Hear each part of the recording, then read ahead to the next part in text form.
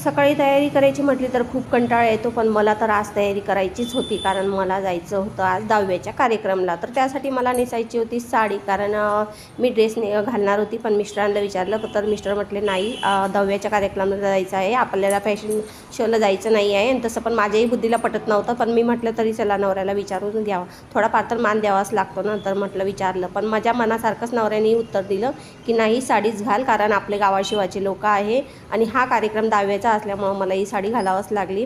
आणि छान अशा काचेच्या बांगड्याही घातल्या मी त्यासोबत, आणि सिंपल अशी छान तयारी केली आणि छान अशी वेणीही टाकली. नाकी मी मोकळे केस सोडले कारण मला जायचं होतं दहाव्याला. इकडचे तिकडचे जवळचे पाचचे सर्व लांबचे पुरेचे नातेवाईक येणार होते, आणि काही ओळखते काही न ओळखते, पण ते मला ओळखत असतील, काही मी त्यांना ओळखत असतील, तर असे नातेही तिथे येणार होते. तर मग मी आता फायनली निघाली आहे दहाव्याच्या कार्यक्रमाला. तर दहाव्याचा कार्यक्रम होता हा नाशिकमध्ये गंगेवर. तर मी पण नाशिकमध्येच राहते, तर आम्ही इकडे दहाव्याच्या कार्यक्रमाला जाऊन येतो. म्हणजे कसं असतं, दिवसाला नाही पण गेलं ना तरी चालतो, म्हणजे आम्ही दहाव्याच्या कार्यक्रमाला जाऊन येतो. तर मी पोचली होती गंगेवर.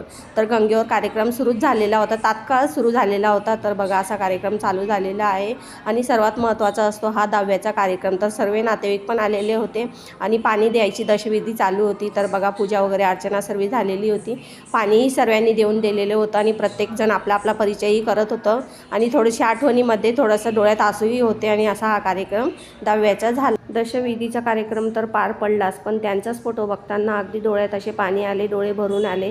आणि प्रत्येक नातेवाईकांना भेटगाठी घेऊन सण त्यांच्या आठवणीत थोड्याशा गप्पा रमू लागल्यात, आणि त्यांचा स्वभाव कायम मनात असाच आठवणी म्हणून राहणार आहे. तर त्या होत्या जुन्या, पण मॉडर्न जमान्यातल्या अशी मजाकसुद्धा त्यांना आमची चालत होती. आम्ही होतो त्यांच्या सुना, पण त्या कधी आमच्या सासूसारख्या वागल्या नाही, त्या आमच्याशी आईसारख्याच वागत आल्या.